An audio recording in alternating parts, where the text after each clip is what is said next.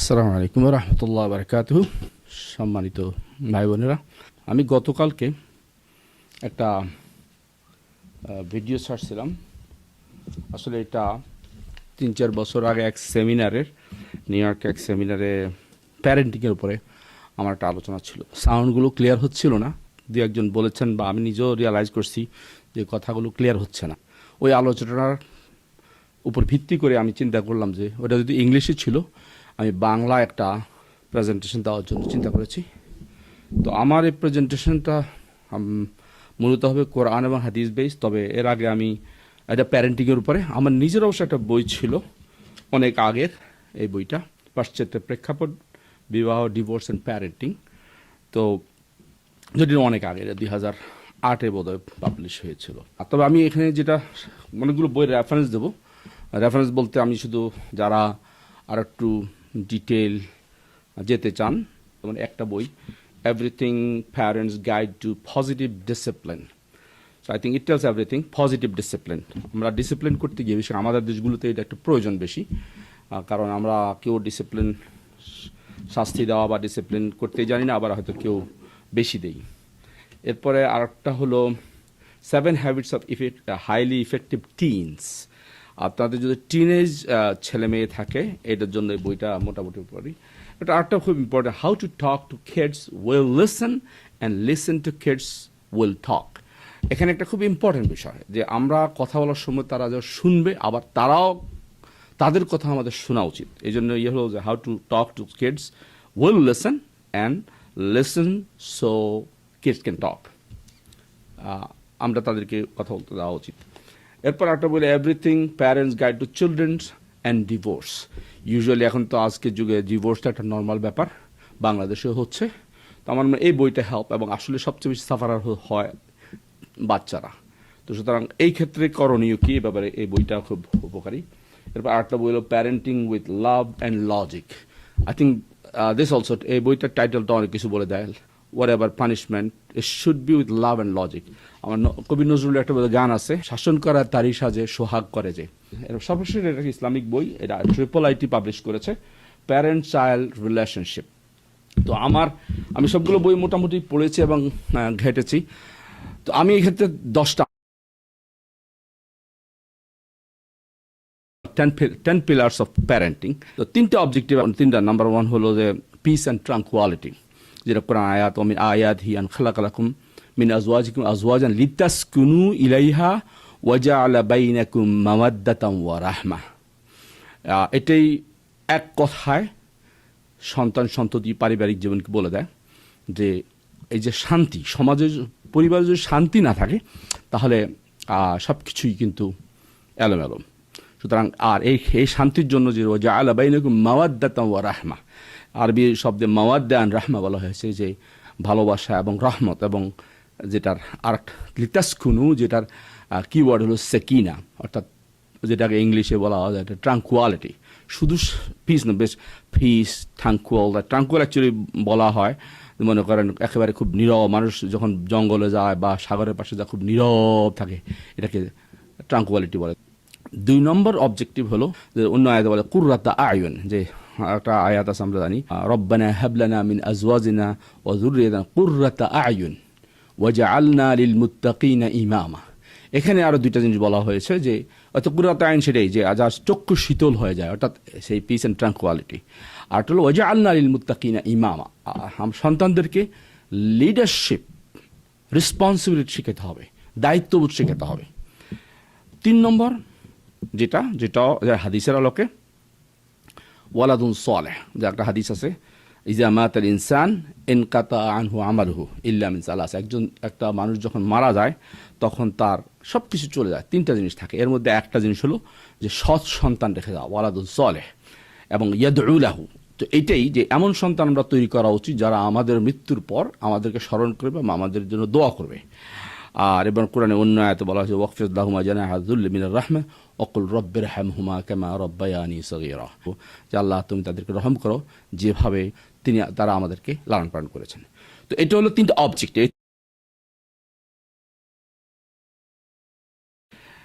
তো এক্ষেত্রে আমি 10টা, আমি যেটাকে বলছি 10 পিলার্স অফ প্যারেন্টিং। নাম্বার 1 হলো যেটা লাভ অ্যান্ড কাইন্ডনেস। আলে ইমরান সূরার 159 নম্বর আয়াত, ফাবিমা রাহমাতিন মিনাল্লাহি লিনতা লাহুম ওয়ালাউ কুনতা ফাদদান গালিযাল কলবি লানফাদ্দু মিন হাওলিক ফাআফু আনহুম ওয়াস্তাগফির লাহুম ওয়াশাওিরহুম ফিল আমর ফাইজা আযামতা ফাতাওয়াক্কাল আলাল্লাহ। এই আয়াতটা অনেক ক্ষেত্রে ব্যবহার করা যায়, সমাজ জীবনে, ব্যক্তি জীবনে, রাষ্ট্র জীবনে, সকল ক্ষেত্রে আয়াতটা ব্যবহার করা যায় যদি আমরা বুঝতে পারি।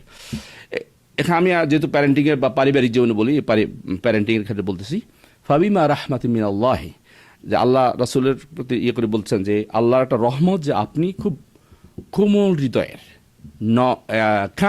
Kind hearted. তো এটা এর কারণ হচ্ছে যে আল্লাহ বলছেন লিনতালাহুম, তারপর আল্লাহ বলছেন আল্লাহ এখানে ফাআফু আনহুম। সুতরাং এখানে ক্ষমার দৃষ্টি দেখতে হবে। যারা শুধু কথায় কথা ছেলে বকাবকি করে, চিল্লাচিল্লি করে, এদের সন্তানের সাথে ভালো সম্পর্ক হয় না। এরপর ওয়াস্তাগফির লাহুম, আরেকটা জিনিস হলো যে প্রতিটা মা বাপ তাদের জন্য দোয়া করা উচিত, সন্তানের জন্য দোয়া করা উচিত ফ্রম বোথ সাইড।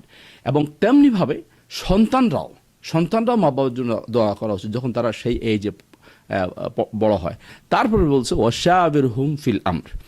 আমি মনে করি যে এটা আমাদের উপমহাদেশীয়, বিশেষ করে বাংলাদেশি মা বাবার জন্য সবচেয়ে বেশি প্রযোজ্য, যেটা পোলাবানের সাথে কিসের পরামর্শ, পোলাবান কি বোঝে না, এই জিনিসটা কিন্তু টোটালি আমাদেরকে ত্যাগ করতে হবে। আমরা ইভেন একটা ছোট বাচ্চাও যদি একেবারে বাচ্চা যদি মনে করেন 5-7 বছরও হয়, 3-4-5, তার সাথেও তাকে জিজ্ঞাসা করা উচিত, পরামর্শ করা উচিত। আমি এই ব্যাপারে আজকে সময় লম্বা করব না, বিস্তারিত ইনশাল্লাহ পরে আবার কথা বলবো, প্র্যাকটিক্যালি আমি কিছু উদাহরণ দেব। তো মূল কথা এখানে আয়াতের দৃষ্টিতে ওয়াশাবিরহুম ফিল আমর, যে তাদের সাথে সন্তানদের সাথে পরামর্শ করতে হবে। ইভেন মনে করেন মেজর কিছু সিদ্ধান্ত ছাড়াও ছোটোখাটো সিদ্ধান্তের ক্ষেত্রেও পরামর্শ করা উচিত। তারপরে বলছে ফাইজা আযামতা ফাতাওয়াক্কাল আলাল্লাহ, যখন সিদ্ধান্ত নিবেন তারপরে you have to be firm. এটাও অনেক কিছু বলে দেয় যে আমরা যদি খুব সুদৃঢ় না হই, তাহলে যারা জীবনে সুদৃঢ় না তারা কিন্তু কোনো সিদ্ধান্ত নিতে পারে না, কিছু করতে পারে না। এবার দ্বিতীয় পয়েন্ট আমি যেটা সেকেন্ড 10 পিলার বলছি, সেকেন্ড পয়েন্ট হলো be a model to your children.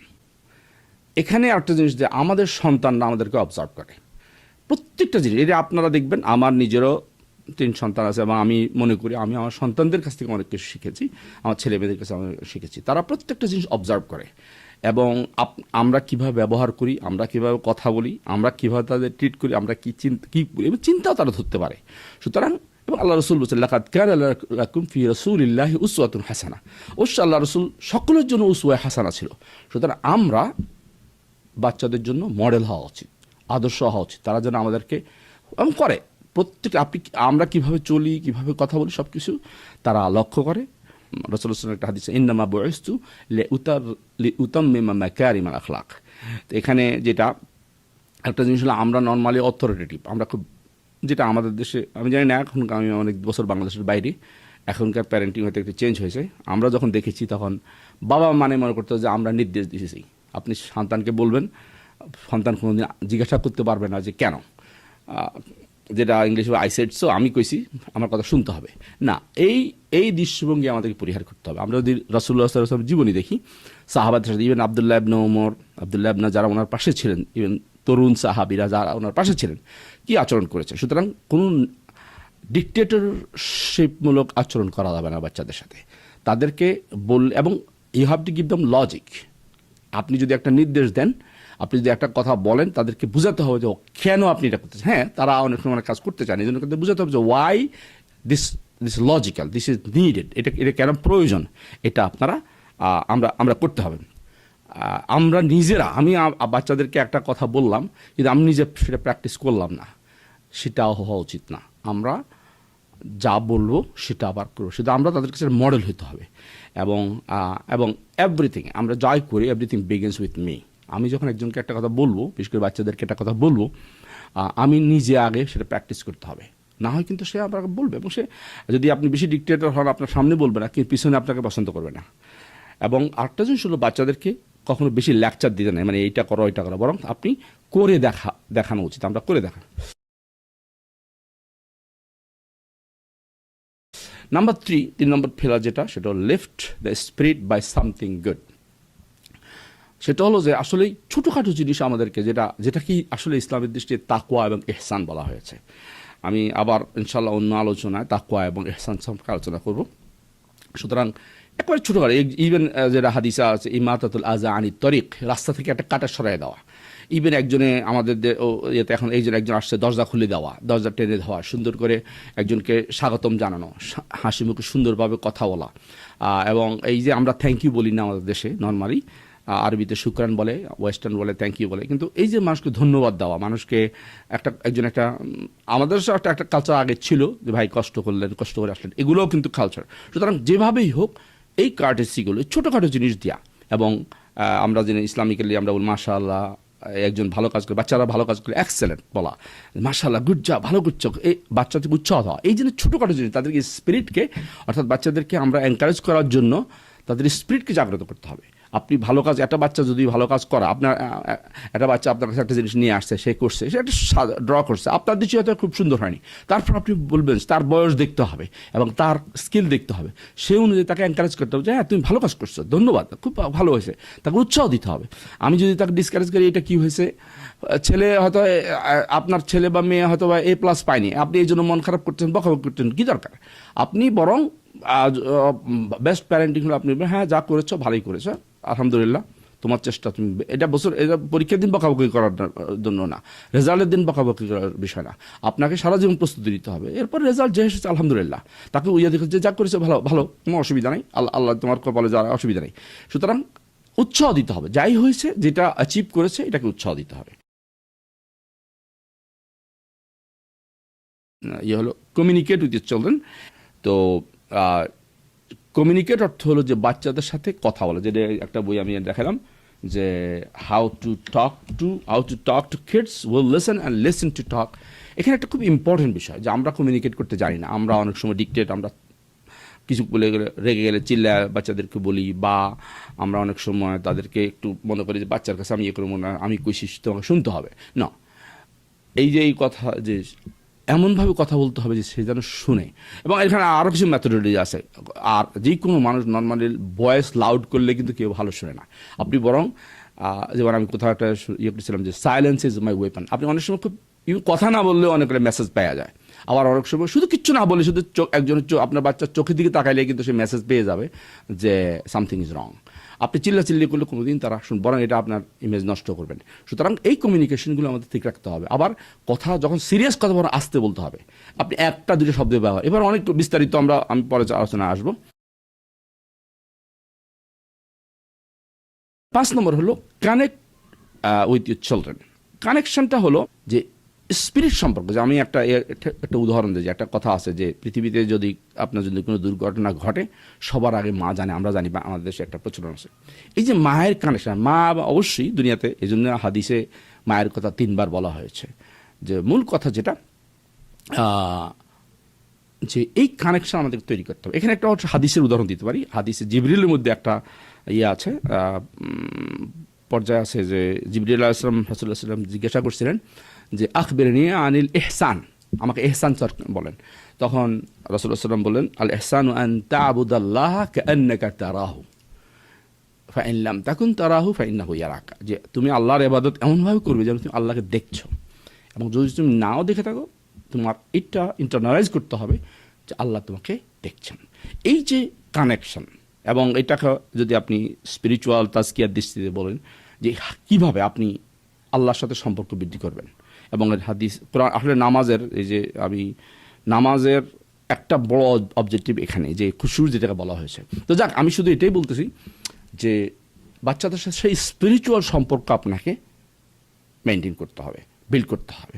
এটার ম্যাটেরিয়াল আমি যেটা লজিক দিচ্ছি সেটা হলো যে আপনি আপনার বাচ্চার চেহারা দেখে বুঝতে হবে what's going on in his or her mind. এবং এটা যদি আপনার সেই কানেকশন সে লেভেলে নিতে না পারেন, এবং সেটার জন্য দরকার রেগুলার যোগাযোগ। এবং আগের আলোচনা যেটা কমিউনিকেশন, অর্থাৎ আপনার বাচ্চা যদি আপনার বাসায় থাকে, একত্রে থাকে, তাহলে অবশ্যই প্রতিদিন কথা বলা, দেখা, একত্রে খাওয়া। যদি মনে করেন বাইরে থাকে, মনে করেন স্কুলে ইউনিভার্সিটি থাকে, প্রতিদিন যোগাযোগ রাখা। এই কমিউনিকেশন এবং কানেকশন সবসময় থাকতে হবে বাচ্চাদের সাথে। এরপরে 6 নম্বর হলো guide your children to be a leader, যেটা আগের আয়াতে যে রব্বানা হাবলানা মিন আজওয়ানা ওয়া যুররিয়াতিনা কুররাতা আয়ুন ওয়াজআলনা লিল মুত্তাকিনা ইমামা। যে এখানে দুইটা জিনিস, এই আয়াতে দুইটা জিনিস এমফাসাইজ করা হয়েছে, যে কুররাতা আয়ুন, যে চক্ষু শীতল করা। আমরা আমাদের বাচ্চারা যদি ভালো রেজাল্ট করে, যে কোনো মানুষ তাদের বাচ্চারা যদি ভালো কিছু করে, কয় না কলিজা ঠান্ডা হয়ে গেছে, ঠিক এই কথাটাই, কলিজা ঠান্ডা করার মতো বাচ্চা তৈরি করা। আর একটা এটার জন্য এটা একটা প্রসেস, ওয়াজ আলনা লিল, এখানে এখন বলা হয়েছে ওয়াজ আলনা, লিডারশিপ সবাইকে গ্রহণ করতে হবে। এবং লিডারশিপের এখানে আরেকটা, অবশ্য আমি জন ম্যাক্সওয়েলের বই এখানে, এই ক্ষেত্রে আমি জন ম্যাক্সওয়েলের কিছু রেফারেন্স দিয়েছি লিডারশিপের উপরে। আমরা জানি যে ডেল কার্নেগির মতো জন ম্যাক্সওয়েল আর একজন খুব বিজ্ঞ ব্যক্তি, যিনি লিডারশিপের উপরে অনেকগুলো বই লিখেছেন, ওই বইটা আমার কাছে আছে। তো মূল কথা যে ইমাম এবং লিডারশিপ, এর জন্য একটা জিনিস যে আগে আমরা যদি মডেল, বাচ্চাদের কাছে আমরা মডেল হতে হবে এবং তাদেরকে আমরা লিডার বানাইতে হলে আমরা নিজেকে লিড করতে হবে। এবং লিডারশিপের জন্য আরেকটা জিনিস হলো যে জন ম্যাক্সওয়েল 5টা এল বলেছেন। মূল কথা এখানে আয়াতের আলোকে বা আমার 6 নম্বর পয়েন্টের আলোকে, যে আমরা সন্তানদেরকে লিডারশিপ এর দিকে নিতে হবে এবং নিজেরা লিডারশিপ নিতে হবে। আমি লিড করে আমার বাচ্চাকে আমি দেখাতে হবে, এটাই লিডারশিপ। এবং সেটাই বলা হয় যে ওয়াজআলনা লিল মুত্তাকিনা ইমামা।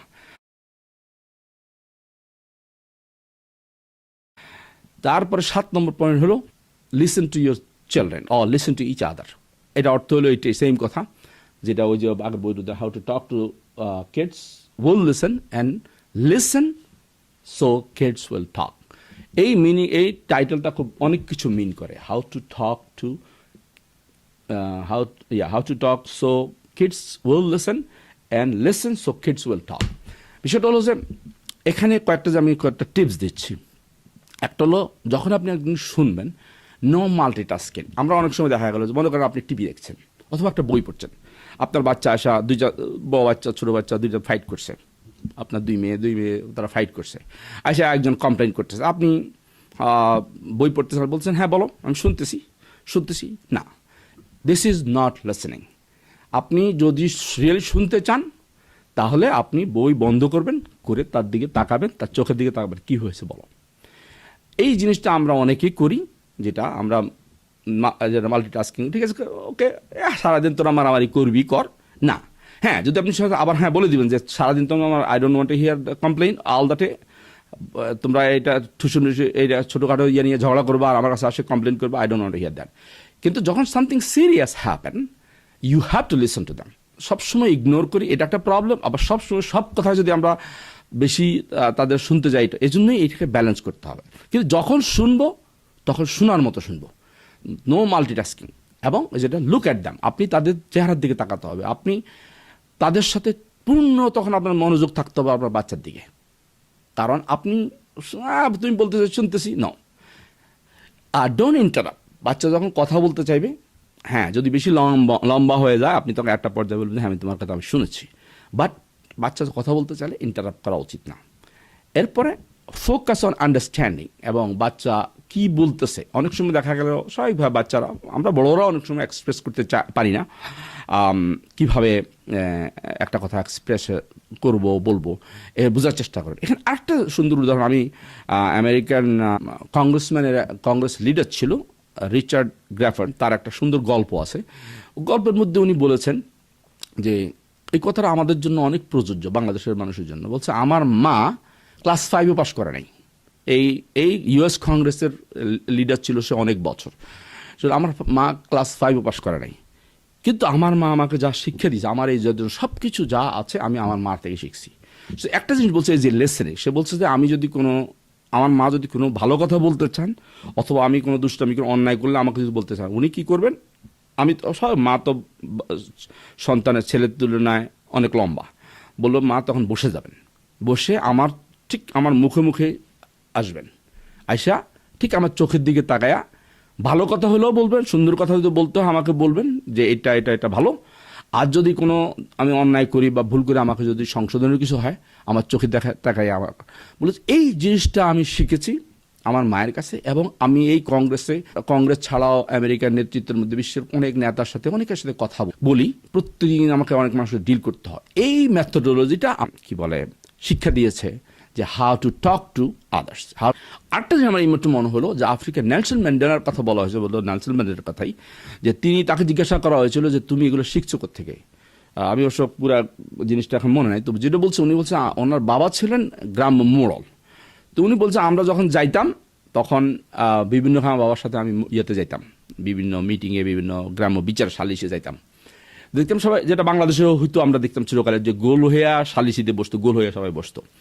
বলো যে তারপরে দেখা গেল সবাই কথা বলতো, আমার বাবা চুপ করে শুনতেন সবার কথা, শুনে আসতে সর্বশেষ উনি কথা বলতেন, এবং যেটা বলতেন খুব প্রেসাইজলি, খুব ফোকাসড। আচ্ছা, এরপরে নাম্বার 8 নম্বর হলো become a person of integrity. এই জিনিসটা খুব ইম্পর্টেন্ট, আমরা অনেকে করি, আমি নিজে দেখেছি অনেকে করে। অর্থাৎ যেটা আগে কোরআনের দৃষ্টিতে, হাদিসের দৃষ্টিতে আমাদের রাসূলের ব্যাপারে আমরা জানি রাসূলুল আমিন, অ্যান্ড আল্লাহ রসুলের ব্যাপারে এই যে আমরা কাবাগরের পাথর সরানোর কাহিনী জানি, যে আরবের গোত্ররা তারা পারল না, তখন তিনি তাকে বিশ্বাস করলো কেন, এবং রাসূলুল্লাহ সাল্লাল্লাহু আলাইহি ওয়াসাল্লাম আল আমিন হিসেবে পরিচিত ছিলেন। অর্থাৎ এই যে ট্রাস্ট বিল্ড করা। এখানে আমি কয়েকটা ট্রাস্টের কথা বলতেছি। যেমন মনে করেন, আমি এই কথার উদাহরণটা অনেক জায়গায় বলি, যেমন আগের যুগে, এখন তো অবশ্য নাই, এখন তো সবার সেলফোন আছে, আগের যুগে বাসা মনে করেন ফোন আছে, একজন ফোন করছে, আপনাকে ফোন করা হলো, আপনার ছেলে ফোন ধরলো, আপনি বললো যে আপনাকে চাইতেছে, আপনি বললেন যে বলে যে বাবা ঘরে নাই। আমি মনে করি বললাম যে এর চেয়ে বড় জঘন্য অন্যায় এবং ভুল এবং আপনি আর হইতে পারে না। কারণ আপনি একদিকে বাচ্চাকে মিথ্যা শেখাচ্ছেন, 2 নম্বর বাচ্চা মনে করবে যে আপনাকে আর কোনোদিন বিশ্বাস করবে না, কারণ বাচ্চা যে আপনি এগুলোই করেন। আমি এক জায়গায় দেখেছি যে এক ফ্যামিলি, তারা গাড়ি দিয়ে যাচ্ছে, তো আমেরিকাতে টয়জ আর আস, যেটা বাচ্চাদের স্টোর, টয়জ আর আস ছিল বাচ্চাদের টয়জ খেলনার স্টোর। তো বাবা মা বলতো যে মাথা নিচু কর, মাথা নিচু কর, এরপর পুলিশ আসলে মাথা নিচু কর, মাথা নিচু কর।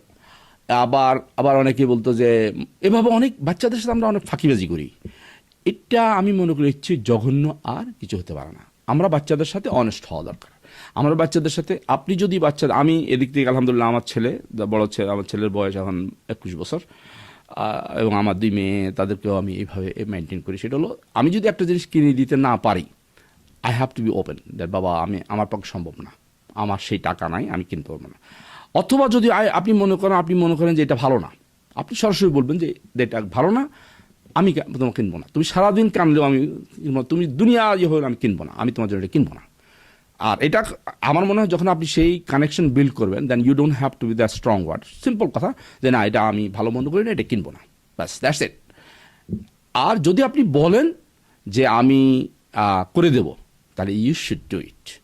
বাচ্চাদের সাথে এই গেম খেলাও কখনোই উচিত না যে আপনি তাদেরকে একটা দেন, তোর এটা দেবো, এটা দিব, তারপরে আপনি বাচ্চা করার পরে বললেন যে না ঠিক আছে, যেটা আমাদের দেশে অনেক ভাড়ামি বলে, এইগুলো করা কখনো উচিত না। বাচ্চাদের সাথে you have to be honest with them, এই ইন্টিগ্রিটি আপনাকে মেনটেন করতে হবে। এবং ওই যে জন ম্যাক্সওয়েলের কথা উদাহরণ বললাম, উনি এক পর্যায়ে বলেছেন যে a simple lie is a lie two, এবং বললেন যে এখানে আপনি একটা ক্র্যাক করলেন। এবং আমরা ইসলামের কথা, যেটা আমাদের সগীরা গুনাহ, বা ইভেন কোরআনে হাদিসে অনেকগুলো আছে, যে আমরা যদি একটা ছোট্ট মিথ্যা কথা বলি বাচ্চাদের সাথে, এটা কিন্তু তাদেরকে ক্ষতির দিকে নিয়ে যায়।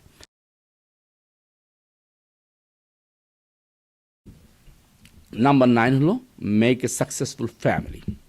অর্থাৎ এই যে বাচ্চাদেরকে একদিকে হলো যে তাদেরকে আপনি ড্রিম দেখাতে হবে। হ্যাঁ, আমাদের দেশে আমরা বা ইন্ডিয়ানরা করে শুধু বাচ্চাদের ডাক্তার হইতে হবে, ডাক্তার হইবে না, আমাদেরকে চিন্তা করতে হবে how to be successful and how to be really happy.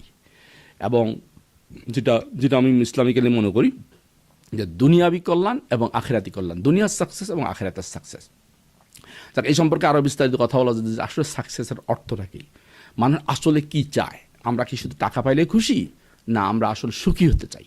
সুতরাং এক কথা আমাদেরকে সেই অবজেক্টিভ বুঝতে হবে যে আমরা সুখী হওয়া দরকার। আমরা অনেক টাকা বাড়ানো মেশিন দরকার নাই, যে আনফর্চুনেটলি ওয়ার্ল্ড চেঞ্জ হয়ে গেছে, বাংলাদেশও চেঞ্জ হয়েছে। সুতরাং এখন তো সব টাকাকে আমরা সুখী মনে করি, কিন্তু আসলেই এটা আমার মনে হয় অবভিয়াস, যারা সলিড মাইন্ডে তারা জানেন যে টাকাই, হ্যাঁ টাকা অবশ্যই একটা টুলস, অবশ্যই জীবনে চলতে গেলে টাকা পয়সা দরকার। সে এনিওয়ে আমি সেদিকে এখন যাচ্ছি। অবশ্য সূরা মুমিনুনের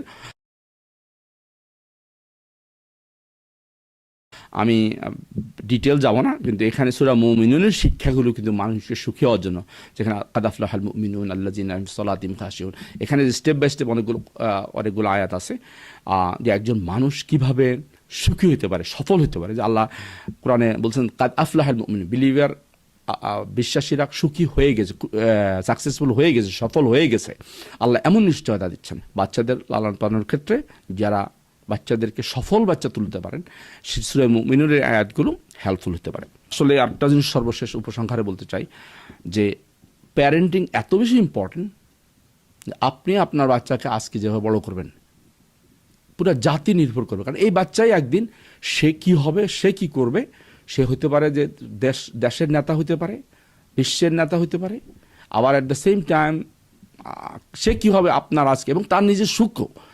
আপনি শুধু হয়তো তারা শুধু টাকা পয়সা চিনালেন, কিন্তু আপনি সুখ শিকারেন। তো প্যারেন্টিংয়ের ক্ষেত্রে এই জিনিসগুলো মনে রাখা দরকার।